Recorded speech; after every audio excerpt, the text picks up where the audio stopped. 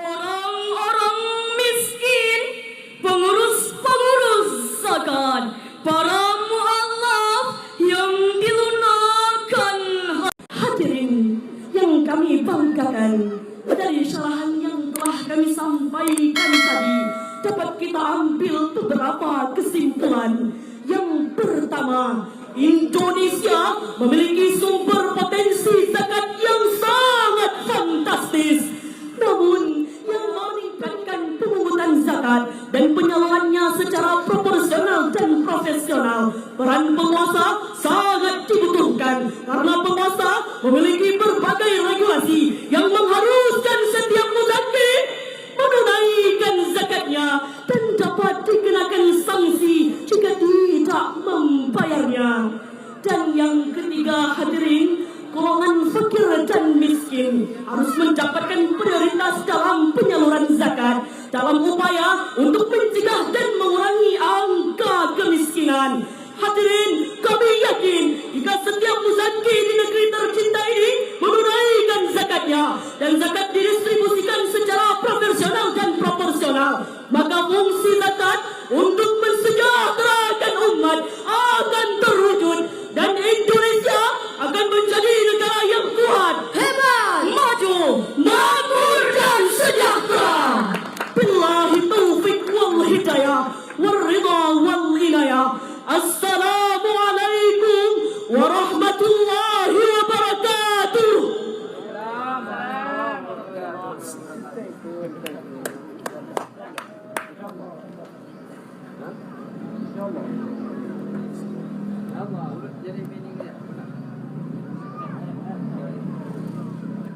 Pendorong penguat ekonomi baru Indonesia. Peserta dengan nomor SI 017 dengan judul syarahannya Ekonomi Syariah Pendorong Penguat Ekonomi Baru Indonesia. Dewan Hakim yang mulia, inilah peserta dengan nomor SI 017. Disilakan.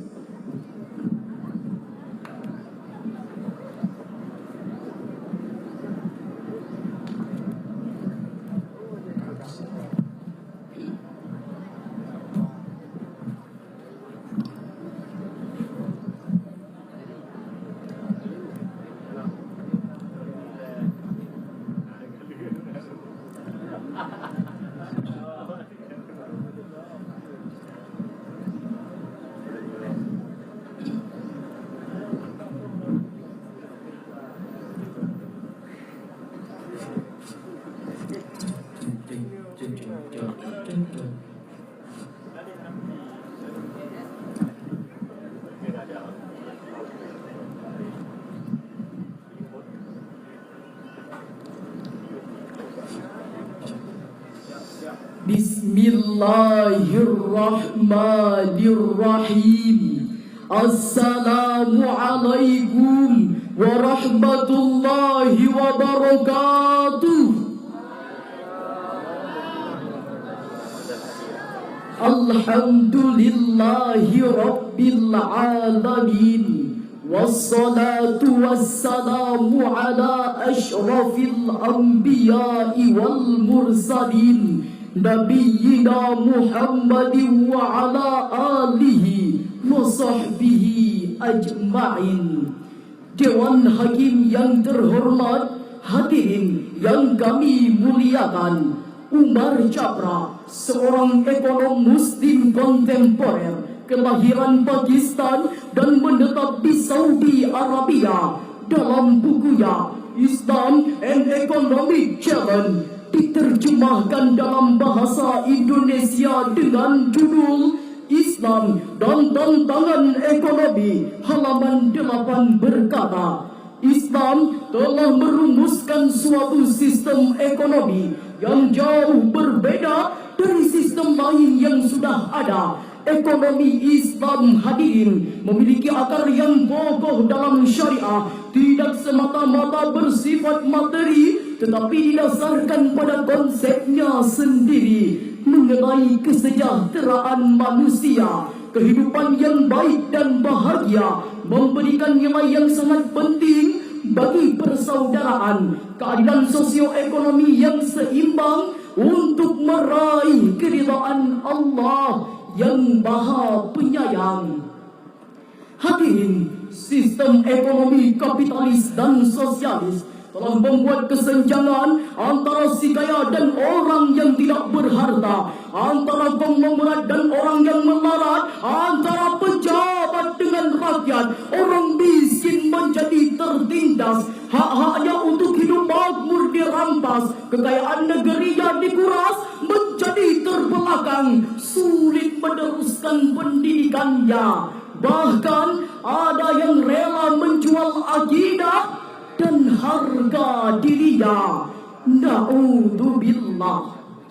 Masalah ini terus berputar bagaikan lingkaran setan yang tidak ada akhirnya. Padahal Islam telah memberikan solusi konkret untuk mengatasinya dengan menerapkan sistem ekonomi syariah di seluruh penjuru negeri ini. Prihatin kami dengan masalah ini, maka pada kesempatan musabaqah syarhil Quran kali ini, izinkan kami menyampaikan sebuah syarahan Al-Quran dengan judul Ekonomi Syariah, Pendorong Penguatan Ekonomi Baru Indonesia, dengan landasan firman Allah dalam Al-Quran Surah Al-Baqarah ayat 275.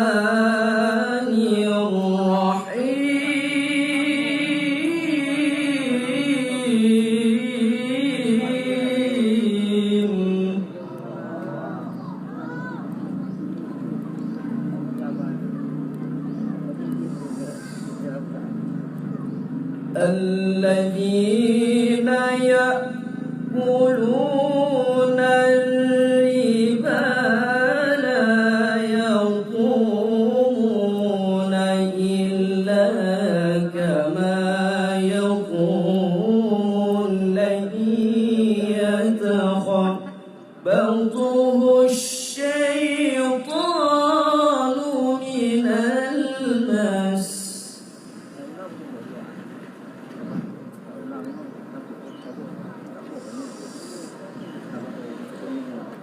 ذلك بأنهم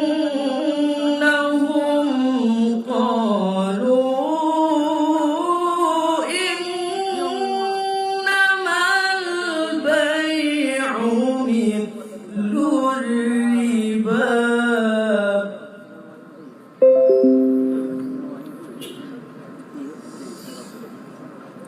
وأحل الله البيع وحرم الربا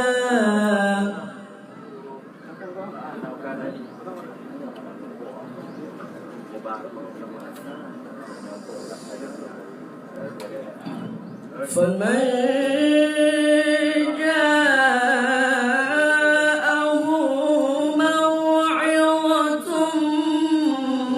من ربه فانتهى فله ما سلف وأمره إلى الله.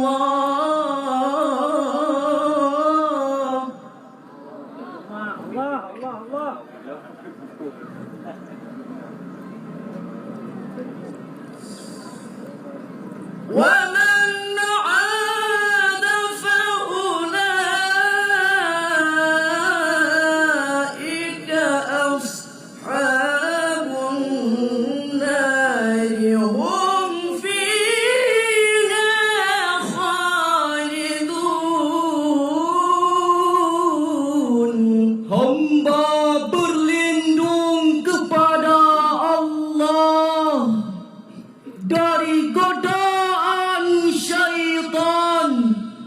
yang terkutuk dengan menyebut asma Allah yang Maha Pengasih, Maha Penyayang. Orang-orang yang makan riba tidak dapat berdiri, melainkan seperti berdirinya orang yang kemasukan syaitan lantaran tekanan penyakit gila. Keadaan mereka yang demikian itu adalah disebabkan mereka berkata, sesungguhnya jual beli itu sama dengan riba. Padahal Allah telah menghalalkan jual beli dan mengharamkan riba. Orang yang telah sampai kepadanya larangan dari Tuhannya, lalu terus berhenti dari mengambil riba, maka baginya apa yang telah diambilnya dahulu sebelum datang larangan, dan urusannya terserah kepada Allah. Orang yang mengulangi mengambil riba, maka orang itu adalah penghuni-penghuni neraka. Mereka kekal di dalamnya. Hadirin rahimakumullah, dalam menafsirkan ayat ini, Syekh Abdul Rahman bin Nasir As-Sa'di dalam tafsirnya Taisirul Karimir Rahman fi Tafsiri Kalamil Mandan juz 1 halaman 244 sampai dengan halaman 245 mengatakan, siksaan yang sangat berat pada hari kiamat akan menimpa pemakan riba dan yang menghalalkannya, karena mereka di dunia mencari harta dengan cara yang keji seperti orang gila. Mereka akan disiksa dan tidak akan bangkit dari kubur, melainkan seperti orang yang kena pukulan setan, pingsan dan gila. Demikian itu sebagai siksaan dan balasan karena mereka menyamakan jual beli dengan riba. Selanjutnya, Allah mengabarkan akan menghancurkan hasil riba dan menyuburkan harta orang yang bersedekah. Tetapi fikiran manusia terbalik, hadirin. Mereka mengira dengan sedekah itu akan berkurang hartanya, dan dengan riba harta mereka akan bertambah. Padahal sesungguhnya rezeki itu ada di tangan Allah. Hadirin kaum muslimin yang kami muliakan, riba juga berarti tambahan. Riba asyai'u yarbu. Hal ini sangat dibenci oleh Allah. Islam mengajarkan kita untung sedikit hasil dari sebuah kejujuran jauh lebih baik, jauh lebih berkah dan jauh lebih mulia daripada untung besar tapi hasilnya dari sebuah kecurangan, kebohongan dan kemunafikan. Betul hadirin? Kejujuran itu, hadirin, laksana berlian. Dari arah manapun kita menatapnya, ia pasti akan bersinar dan bercahaya. Sedangkan kecurangan, laksana malam yang gelap gulita. Dari arah manapun kita berjalan, maka akan tersesat. Rasulullah sallallahu alaihi wasallam melaknat riba. Dalam sebuah hadis riwayat Imam Muslim dari Jabir radhiyallahu anhu, Nabi sallallahu alaihi wasallam bersabda, la'ana Rasulullah akila riba wa ukila wa katiba wa syahidaihi wa qala hum sawa. Rasulullah melaknat pemakan riba, penyetornya, penulisnya, dan dua saksi yang menyaksikan transaksi riba. Beliau berkata, semuanya sama dalam dosa. Hadis riwayat Muslim. Hadirin rahimakumullah, sistem ekonomi ribawi yang masih melanda negeri kita ini telah mengakibatkan yang kaya menjadi raja dan yang miskin semakin papa, hidupnya menderita, merintih dan menangis. Karena itu hadirin, Sebagai bagian dari bangsa ini, mari bersama kita bangkit, terapkan sistem ekonomi syariah di seluruh penjuru negeri ini untuk mendorong penguatan ekonomi baru Indonesia. Kalau hal ini sudah kita lakukan, maka yang muncul ke permukaan adalah nilai-nilai ukhuwah dan kebersamaan. Dengan pengertian, setiap orang harus saling tolong-menolong. Yang kaya menolong yang miskin, yang kuat membantu yang lemah. Kalau kita belum mampu menolong yang lemah, setidaknya jangan menzalimi mereka. Karena orang yang kuat itu, hadirin, bukanlah orang yang dapat mengalahkan gajah, tetapi orang yang kuat adalah yang mau jadi pendopang bagi kaum yang lemah. Islam menolak keras sistem ekonomi dalam bentuk monopoli dan sistem ekonomi yang diorientasikan hanya untuk kepentingan pribadi.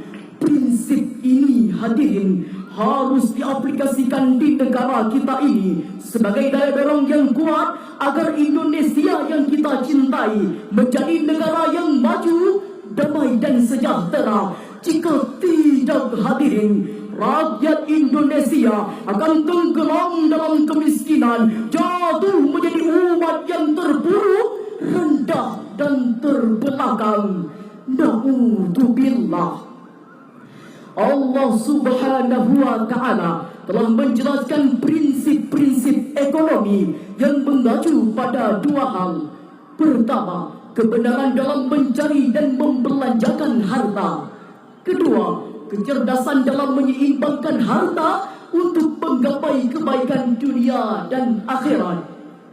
Hadirin, sebuah senandung mengingatkan kita semua. Apa arti hidupmu di dunia bila kau abaikan nikmatnya? Apa arti hidupmu di dunia bila kelak sengsara di neraka? Bahagialah di dunia, sentosalah akhiratnya. Jadilah manusia yang sempurna, manusia Indonesia seutuhnya. Lalu hadirin, perhatikanlah bagaimana Allah membuka jalan untuk menguatkan ekonomi, namun harus dengan cara yang sesuai dengan kehormatan dan agama, sebagaimana firman Allah dalam Al-Quran surah Al-Jumu'ah ayat 10. فَإِذَا قُضِيَتِ الصَّلَاةُ فَانتَشِرُوا فِي الْأَرْضِ وَابْتَغُوا مِنْ فَضْلِ اللَّهِ.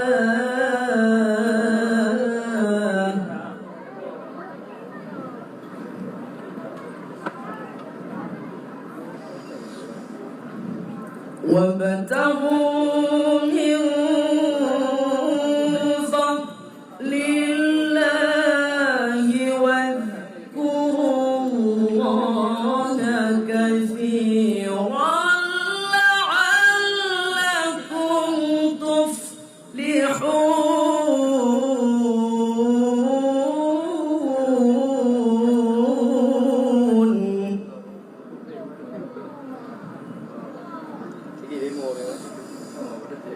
وابتغوا من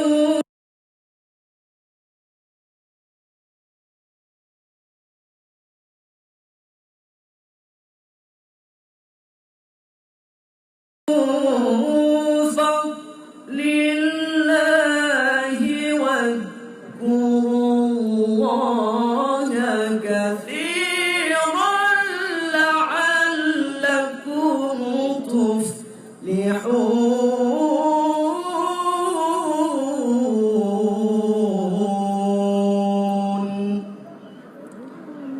صدق الله العظيم.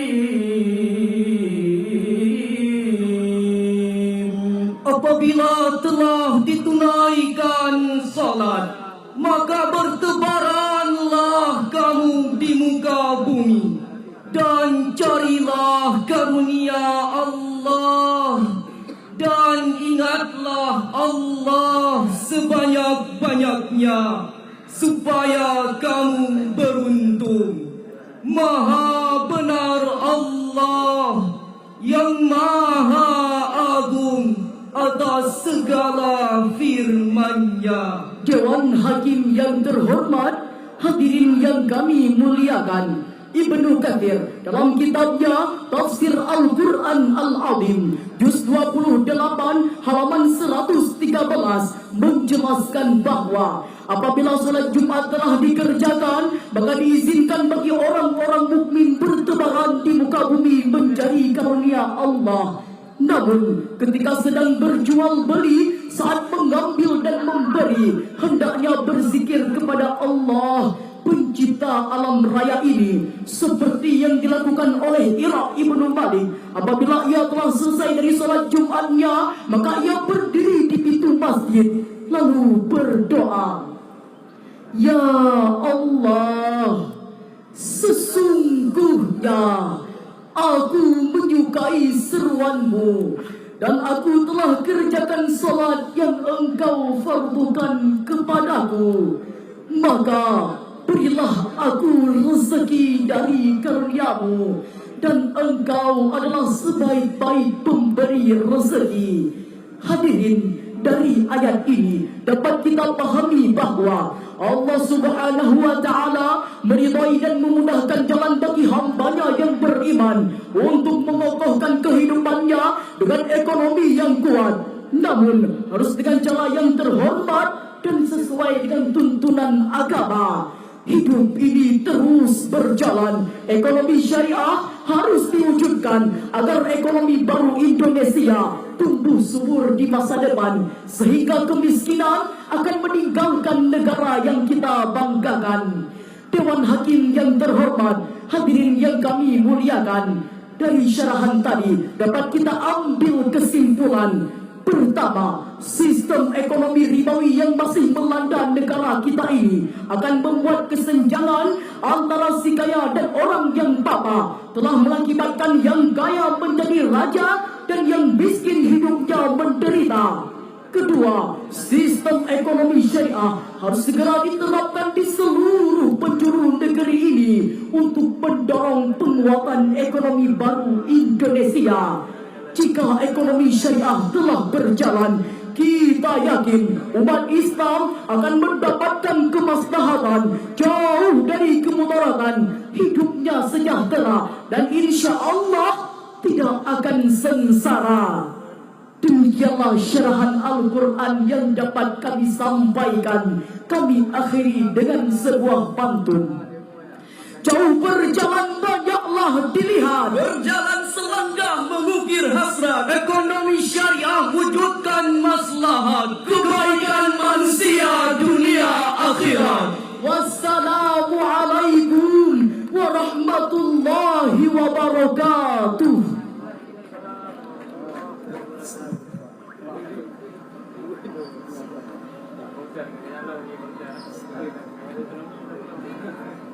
Hadirin dan hadirat Dewan Hakim yang mulia, selanjutnya kami panggilkan peserta dengan nomor SQ 008. Peserta dengan nomor SQ 008 akan membawakan syarahannya dengan judul Zakat, Solusi Pengentasan Kemiskinan. Peserta dengan nomor SQ 008.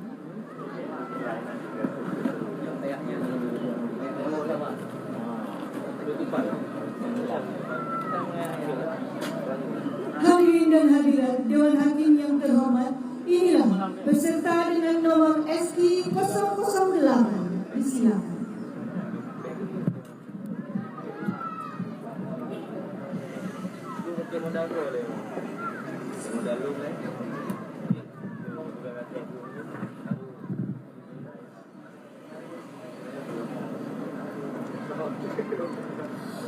Assalamualaikum warahmatullahi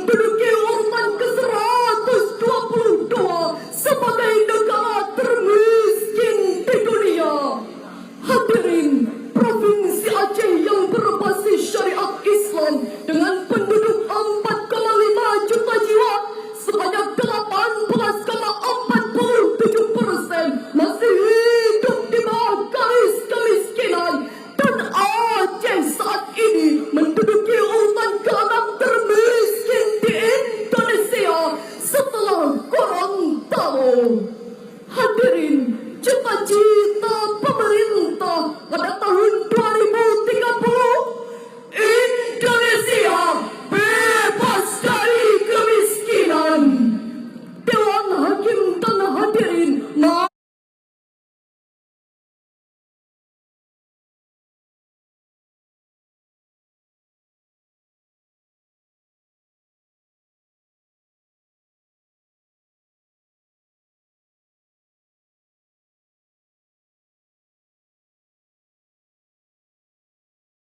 Masyarakat muslimin rahimakumullah, secara geografis Indonesia berada di garis khatulistiwa yang sangat subur dengan potensi kekayaan alam yang melimpah.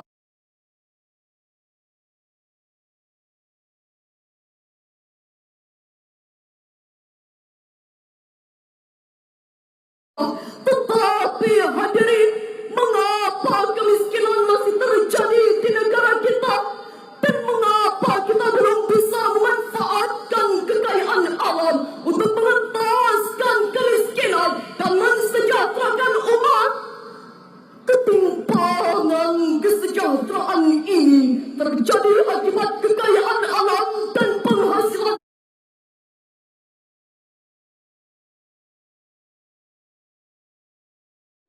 hanya terkonsentrasi pada segelintir orang dan kelompok tertentu saja, tanpa menghiraukan perintah syariah untuk memperhatikan saudaranya. Hadirin, untuk mengatasi kondisi ini,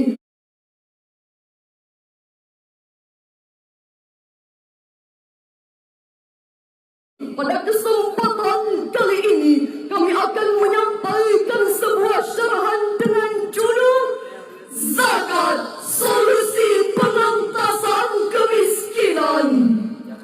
Sebagai landasan utama, Al-Quran berkata jumlah zakat terkumpul hingga 300 miliar. Artinya hadirin, 21,5% realisasi dari potensinya 1,4 triliun per tahun. Demikian laporan Baitul Mal Aceh per 31 Desember 2018. Hadirin, bisa kita bayangkan bila potensi zakat ini terkumpul hingga 50% saja. Sungguh hadirin, dana pengentasan kemiskinan umat ini akan terkumpul dengan melimpah. Oleh karena itu hadirin, untuk menggapai cita-cita ini butuhkan strategi, perjuangan dan perhatian dari segala pihak agar pungutan dan pengelolaan zakat menjadi lebih baik. Hadirin, akhir dari syarahan kami dapatlah kita ambil kesimpulan bahwa pertama, syariat zakat merupakan